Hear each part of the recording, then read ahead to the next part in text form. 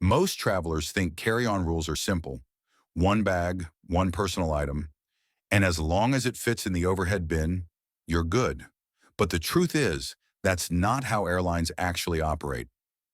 What you see on their websites isn't always what's enforced at the airport, and what's enforced at the airport isn't always what happens at the gate. And when you understand how these hidden layers work, you suddenly unlock advantages that most travelers never get to use. This video is for anyone who's ever been hit with surprise fees, forced to check their bag at the last minute, struggled with kids through boarding, or, especially if you're a senior traveler, felt rushed, flustered, or unsure about what you're truly allowed to bring. Because here's the uncomfortable truth. Airlines rely on confusion. The less you know, the more they can charge, the faster they can move you along, and the easier it is for them to say no to something you were actually entitled to. Today, I'm going to unravel all of that. By the time you finish this video, you'll know exactly how to use carry-on rules in your favor. Not just to avoid problems, but to make travel smoother, cheaper, and even more comfortable families, seniors, casual travelers, frequent flyers. Every group has specific carry-on privileges airlines rarely talk about. And if you use them, your travel experience changes instantly. Let's start with something airlines really don't want you to know. Not all bags measured at check-in are measured at the gate, and not all bags measured at the gate are actually disallowed. The truth is, most carry-on rules are based on workflow, not strict size. And when you understand that workflow, you unlock power most passengers never use. The real reason airlines make carry-on rules confusing. Airline websites list numbers like 22 by 14 by 9 inches. But here's the catch. Different aircraft have different bin shapes, different crew have different enforcement styles, and different airports have different gate procedures. The official rules are less about the bag itself and more about controlling three things: speed, money, and order. Speed because boarding delays cost airlines thousands per minute. Money because carry-on enforcement brings in revenue from last-minute bag checks. Order because if everyone brought massive bags, the flight would turn into chaos. But here's where things get interesting. Most of the rules that stress you out are designed for crowd control, not because your bag actually causes a problem. And once you understand what's truly flexible, you get away with more, you pay less, and you move more confidently. Rule number 1. Airlines prioritize shape over size. Most travelers obsess about the exact measurements, but flight attendants will tell you, the true decider isn't the number, it's the shape. A bag that's slightly over the limit but slim will almost always get waved through. A bag that technically meets the numbers but bulges outward, suddenly it's too big. Why? Because bins aren't perfect rectangles. Wide bags cause jams. Slim bags slide in cleanly. If you're a family traveling with kids, this is huge. 2 slim soft-shell bags give you more real capacity than one bulky hard-shell suitcase. You'll fit them in faster, and no one will measure them because they don't look threatening. For seniors, soft-shell bags are lighter and easier to tuck under the seat, which is a bonus because many senior travelers are entitled to priority bin access but never claim it. More on that soon. Rule number 2. The personal item is the real secret weapon. Almost nobody uses their personal item to its full potential, and airlines quietly count on that. A personal item can be a backpack, tote, diaper bag, underseat wheelie, camera bag, medical bag, CPA case. But here's the secret. Some bags don't count toward your limit at all. Airlines will never advertise this, but they must follow it. If you're a senior passenger, anything medical related, from mobility aids to medication organizers, counts as assistive. That means it doesn't count as your personal item. It can be carried in addition. Complaints are rare because crew are trained to avoid conflicts around accessibility. If you're a family traveler, diaper bags are the golden loophole. Almost every major airline allows a diaper bag in addition to your personal item, even if your kids aren't ticketed separately. If you don't have kids, a baby bag used as an underseat organizer works. No one questions it. And for everyone else, the personal item is where enforcement gets laxer.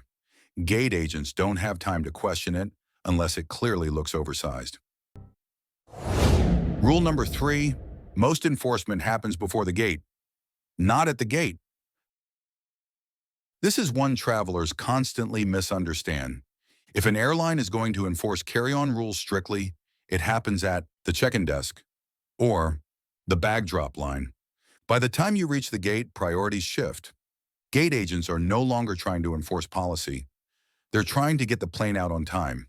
That's why you'll see oversized bags being rolled onto planes constantly, especially once boarding is already underway. If you're a senior traveler or a family, here's your advantage. Gate agents tend to be more lenient because they know you'll need more time, more assistance, or more bin access. Slowing you down with rules benefits no one. If you're boarding late, enforcement is even more relaxed. Yes, you might run out of bin space, but in exchange, you bypass 90% of the size checks. Rule number 4, the full flight check-in trap. This is one of the biggest airline profit tricks. You've seen it. You check in 24 hours before your flight and a notification pops up saying, full flight. You may be required to check your bag. Most people panic and pay a fee immediately. But here's the truth. Airlines send this message automatically on almost every high-load flight, and it has nothing to do with your carry-on. A senior traveling alone or a family juggling strollers and children are statistically less likely to argue, which is why these warnings disproportionately target you. But the inside secret is this. You can almost always bring your bag to the gate anyway, and if they really need more space, they gate check it for free, even if your ticket class normally charges. Never pay this fee preemptively. Bring your bag to the gate. Let the system work in your favor, not your fear. Rule number 5. Assistive exceptions airlines don't publicize. This one matters especially for senior travelers. If you are using a cane, a collapsible walker, a CPAP machine, a back support cushion, medication cooler, compression devices, oxygen concentrators, these do not count toward your carry-on limit. Airlines are trained not to challenge these items. Families get a similar exception. Strollers, car seats, booster seats, breast pumps. These also don't count. Airlines quietly avoid mentioning this because they don't want everyone exploiting these categories. But if you are entitled to them, use them, you're allowed. For older travelers, one of the biggest secrets is this. You can request early bin access to make sure your bag goes overhead without issue. And contrary to popular belief, this isn't considered a special favor. It's in the accessibility manual. Rule number 6, the underseat dimension myth. Most people believe the personal item must fit under the seat in front of you. But the rule isn't the same across aircraft. Some seats have electronics boxes under them, some have slanted floors, some have deep pockets, some have none. If your bag looks soft and compressible, crew rarely check it. If you're traveling with kids, placing your bag under the child's seat opens up more floor space for your own legs. Most parents never realize this because they assume kids' space is off limits. For seniors, placing bags under the aisle seat is easier because you can slide it at an angle rather than lift it. Most airlines don't enforce directional placement unless it's a safety hazard. Rule number 7, boarding groups control, bag success, not bag size. This is a secret frequent flyers use constantly but rarely explain. If you board early, your bag goes overhead with zero issues. If you board late, suddenly your bag is too big. Why? Because enforcement depends on bin space, not measurements. Families automatically board earlier on almost all airlines. Use that moment. Make sure you're ready, zipped up, and moving confidently. For senior travelers, you can request early boarding even if you don't need wheelchair assistance. Just say, I need a little extra time getting down the jet bridge. That's it. Simple, truthful, and accepted. Agents won't question it because they're trained not to. And by the way, if you love uncovering hidden travel advantages like these, make sure you're subscribed to BoardiFly. This channel is built for travelers who want to fly smarter, not just cheaper. And I promise every week you'll pick up a trick that airlines definitely don't want you to hear. All right, let's get back into the secrets. Rule number 8, Overhead bin space is not first come, first served. Most people think overhead bins work like parking spots. Get there early, claim your spot, end of story. But on board, overhead bins operate on something different. Proximity, not possession. Flight attendants will rearrange bags to make space. They can move your bag, rotate it, or even relocate it to another row. Why does this matter? Because your goal isn't to grab the first bin space you see, it's to get your bag successfully on board. Once it's on, crew will make space for it somewhere. For families with multiple bags, placing them vertically instead of horizontally often opens extra space. Crew appreciate this because it reduces conflict. For seniors, placing your bag wheels out reduces lifting, a simple adjustment that crew often recommend quietly to avoid strain. Rule number 9, the secret on-plane measurement advantage. Once your bag is on the plane, no one measures it. No one pulls out a sizer. No one questions it. The goal shifts from enforcement to seating. If you ever feel unsure whether your bag might be checked, here's the insider trick. Carry your bag confidently with one hand. If it looks light and controlled, agents assume it's within limits. Dragging, struggling, or bulging bags get flagged far more often than oversized bags carried smoothly. This is especially helpful for seniors. Even if your bag is slightly heavier, using a strap or smaller handle grip makes it appear manageable. Optics matter. Rule number 10, cabin crew have discretion, and they use it. This is the human side of airline policy most people forget. Crew are allowed, and even encouraged, to make judgment calls to keep boarding smooth, prevent injuries, support families, help seniors, maintain calm. For example, if they see a senior traveler struggling, they're far more likely to lift your bag, create bin space, allow items that bend rules, offer you storage in a closet. Families with babies often receive similar support because everyone wants to get the kids settled quickly. None of this is written in the manual, but it happens because crew understand real-world boarding psychology. Confidence plus kindness unlocks flexibility every single time. Rule number 11, the exit row trap. Exit row seats sound amazing. More legroom, easier stretch, more comfort. But here's the truth airlines rarely highlight. Exit rows have some of the strictest carry-on rules in the cabin. You must keep everything in the overhead until after takeoff. If you're traveling with kids, you're not even permitted to sit there. If you're a senior who needs quick access to medication or important items, this becomes a problem. Exit rows sound premium, but the carry-on restrictions make them inconvenient unless you travel extremely light. For families, the best seats are often farther forward, not for legroom, but because everything is within reach. Rule number 12, why airlines push smaller. Carry-on sizes now. You've noticed it. Airlines shrinking size limits, tightening rules, adding mandatory sizers at gates.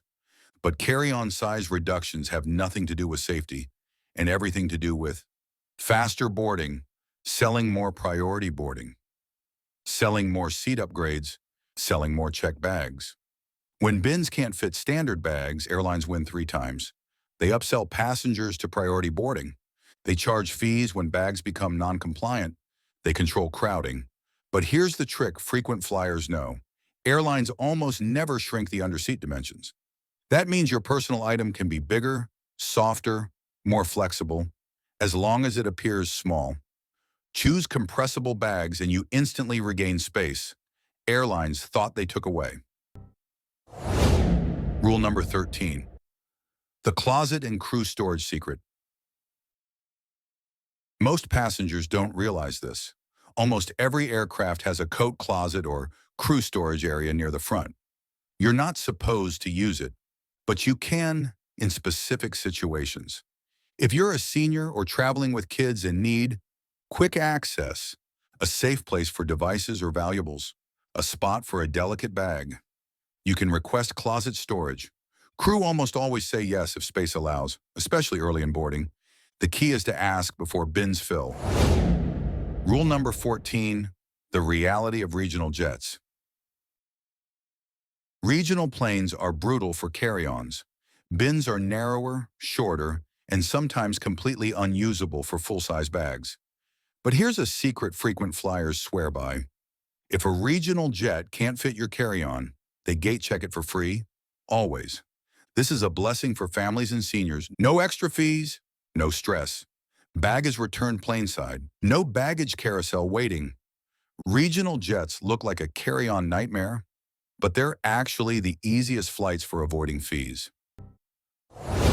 Rule number 15, how to look like a priority traveler. This sounds strange, but it matters. Airline employees judge enforcement based on perceived experience. If you look organized, smooth, and decisive, they assume you know the rules. If you look stressed, overwhelmed, or confused, they examine your bags more closely. A simple formula. Keep your bag closed tight. Carry it with one hand. Don't drag it noisily. Move with purpose. Don't pause at the gate. Families carrying kids naturally get more leniency. Seniors walking steadily and calmly get similar grace. The vibe matters, more than the measurements. Rule number 16, the oversized bag loophole. Most travelers don't know this. If bins fill up before your boarding group is called, your oversized bag gets gate checked for free, even if it's over the size limit, even if your ticket class technically bans carry-ons, even if you're flying ultra-low cost.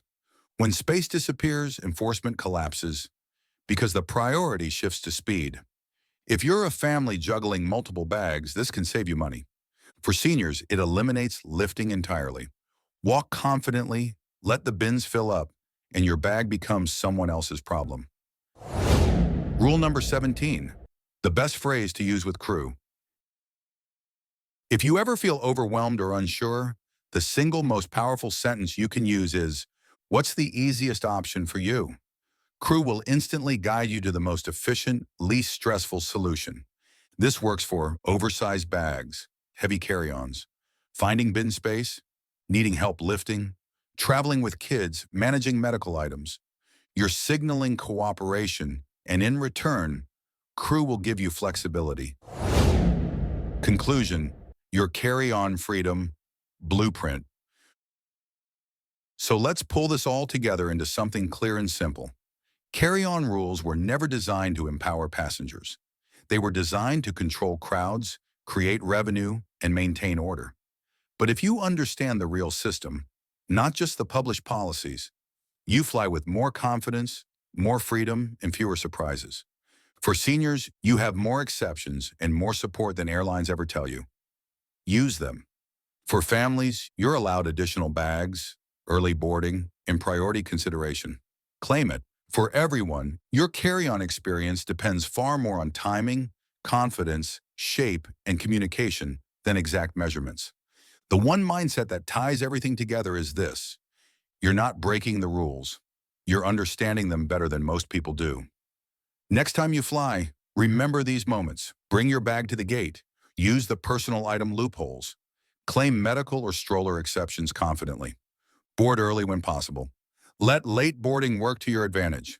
Ask crew for support. They have more flexibility than you think. Now I want to hear from you. What's the best free thing you've ever gotten on a flight? Drop it in the comments. I read everyone. And if you found value in these hidden carry-on secrets, subscribe for more insider travel intel every week. Until next time, fly smarter.